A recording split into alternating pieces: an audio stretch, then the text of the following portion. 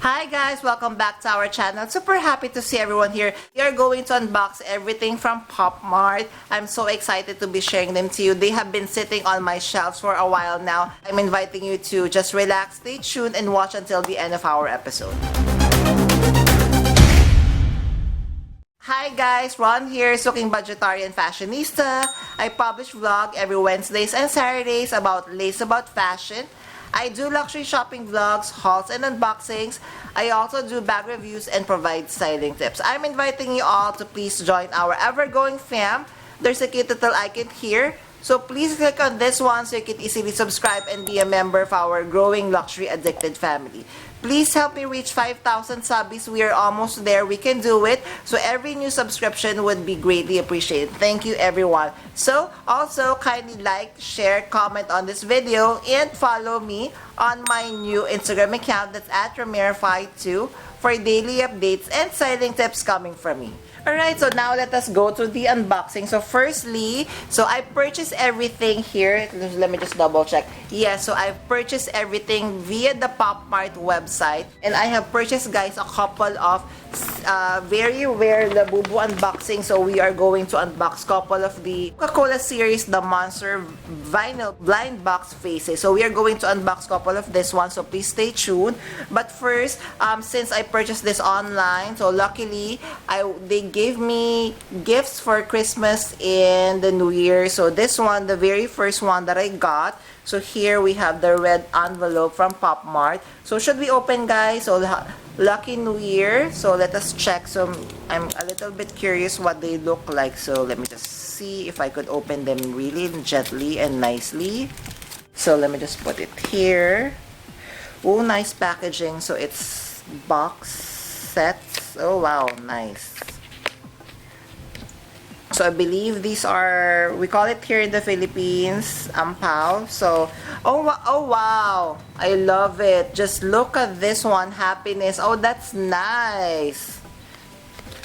These are really nice. And is there something inside? No, there's nothing in. Oh wait, I think there is. No, there's none. But this is nice. So we have the Molly. So I'm sure it would have. Oh wow, oh that's nice. Wow. So we have Molly. We have Scalp Panda.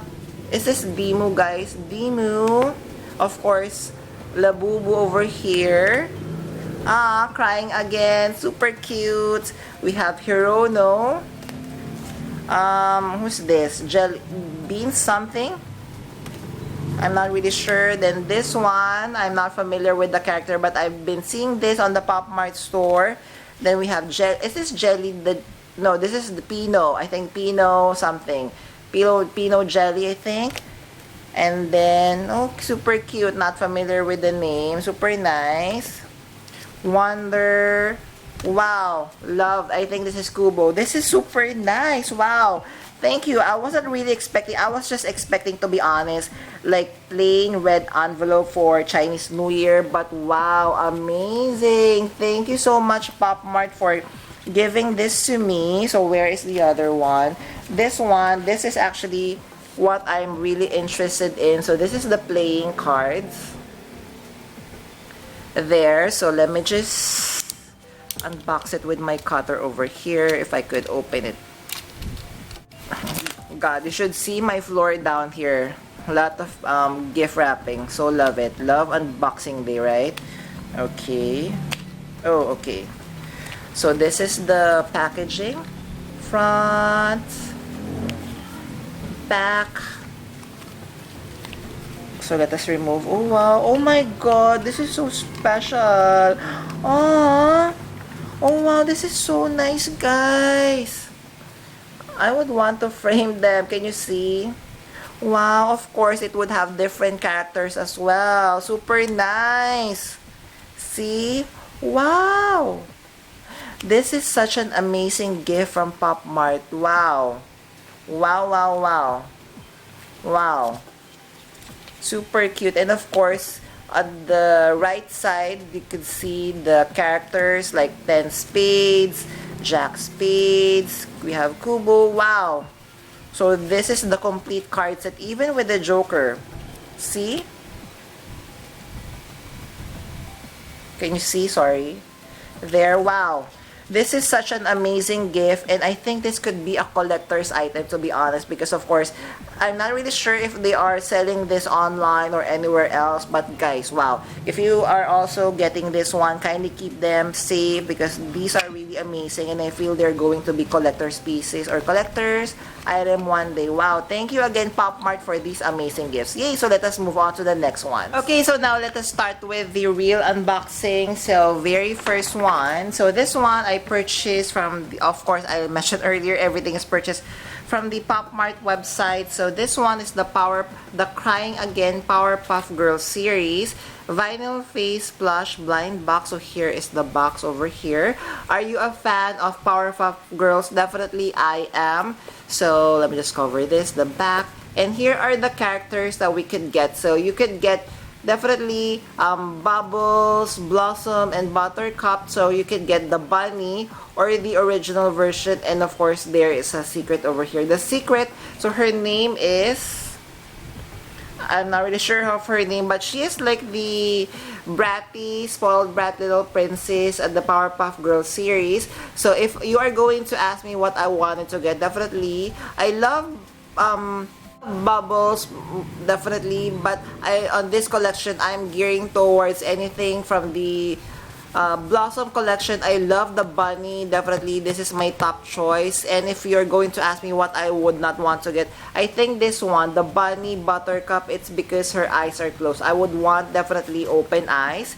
So let us unbox her. So really excited. The reason why I purchased this one because I wanted to use her together with my Crying Again series over here. So where is it? So here, let's unbox.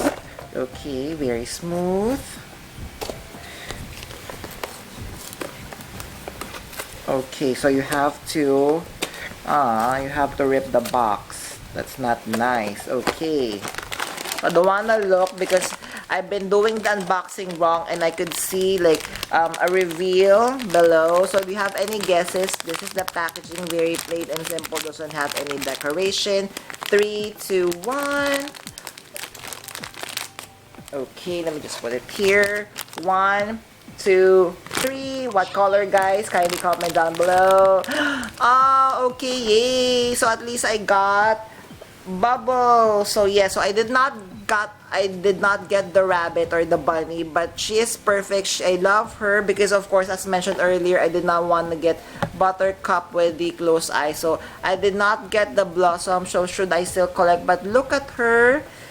Her size is teeny tiny. So from the Crybaby series, so let me just get my other Crybaby. So this is, I think, I'll give you all my love. So I was planning to wear them together. So I would be wearing this one on my bag, and then of course I would wear her as an added accessory like this.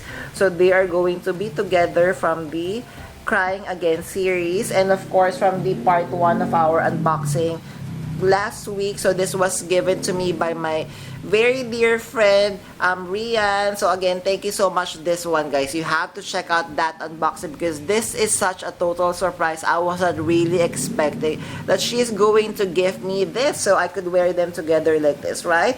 So should I collect more Crying Again series? Definitely. So for this one, I'm not really sure if I'm going still to try to get, but definitely I really want the Blossom one with the bunny, and I have purchased an acrylic version suited for this, so she would look like this. Guys, I love carrying my bag charms or plushies with the acrylic case because I feel I'm able to protect them more. So what do you think of the first unboxing? So now let us move on to the limited edition Labubu unboxing. Okay, guys, so next we have the limited edition, the Monster X Coca-Cola series. So this is very hard to get, especially here in the Philippines at the Popmart store, at our Popmart store at Mall of Asia. I've asked them if they have received this. Unfortunately, up to this day, so this day is January 11, they have not received any of this one. So luckily, I was able to purchase this one from the Popmart official website. So guys, I don't want to rip open the box because just look how beautiful the box is. So just to give you a comparison, so let me just get one of the exciting macaron box, one sec. So this is the exciting macaron box. So just look. So this is definitely bigger from the exciting macaron because this is a limited edition. So I want to display her with this very beautiful box. That's why I just, I did something at the bottom of the bag so that I could still keep her in this pristine condition. So let us open. So by the way, guys, I haven't mentioned. So these are the characters that you could get from the series. So we have two. So we have the Happy Factor. Is that Happy Factor? Yes, Happy Factor. So she is sitting down. She's like from the Have a Seat series or collection. And then of course we have the Surprise Shake. So Surprise Shake, this one from the macaron collection, and of course the secret one. The secret one is she is inside the Coke can. But to be honest, guys, I'm not really sure how I feel with this one. But if you're going to ask me, I would want to get one of these. And I got two. I purchased them separately, and my fear is I would be getting a duplicate of this one. So let us unbox this one. Yay! So excited. So again, as mentioned, so hopefully I would not be getting any dupes with this one. Oh, okay. So I saw the card again. So very bad habit of mine. Seeing the, oh my God! Oh my God, I got my favorite, guys. Look. Oh my God. Yay.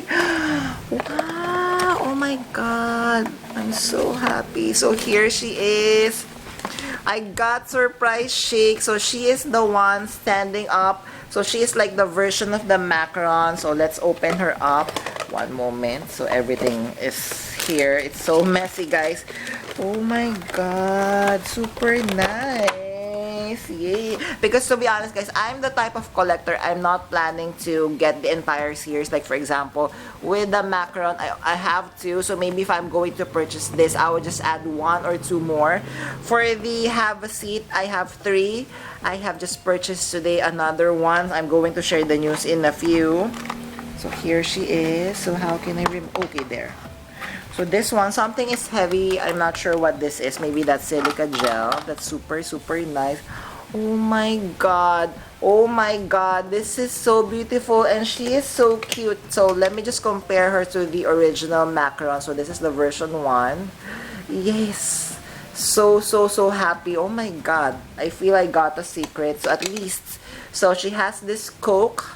So the Coke in can. So it is stitched to her. So if you don't like that, I think you could remove it and then just stitch her up back up, but that is okay since this is a Coke series. And she has this Christmas Santa hat. She is all white, and her fur, the series one, the fur of this one, it's a little bit coarse but still soft. This one, the fur of the Coca-Cola series, it's like the version 2, the Have a Seat. So I have now this very beautiful one, super exciting. So here it is, and of course it has the QR code at the back.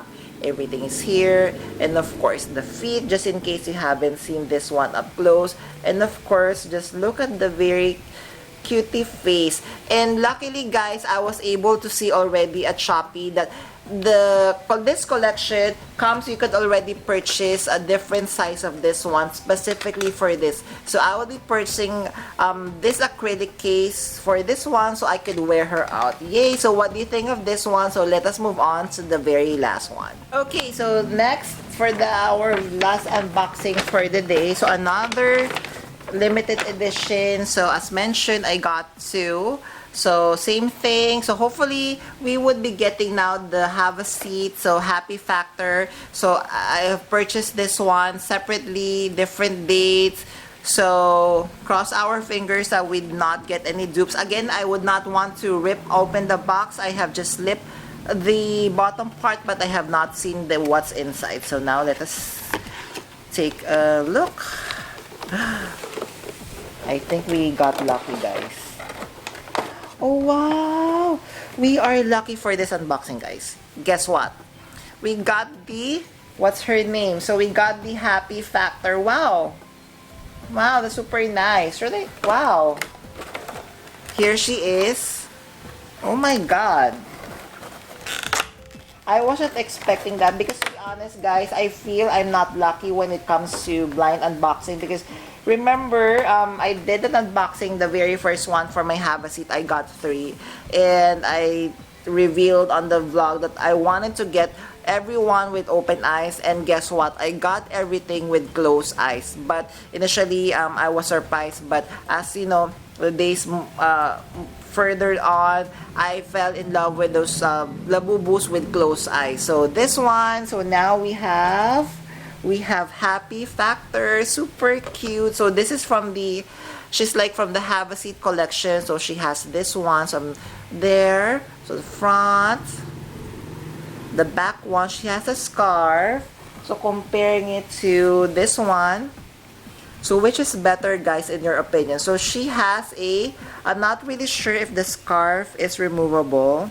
So I'm not really sure. Then of course she is carrying a Coke in can. And then she is carrying this. And size-wise, they're almost the same size because with the Have a Seat Labubu, it's a little bit, let me get my Have a Seat Labubu so we could compare because I'm seeing that they're of the same size. 1 second, guys. So guys, we have CC over here, and we have from the Coca-Cola series. Oh yeah. The Coke series looks a little bit bigger, as you can see, but they're almost the same size, guys. As you can see, the bottom part of this one, so maybe like 3 millimeters longer, but they're almost the same size. So which is cuter?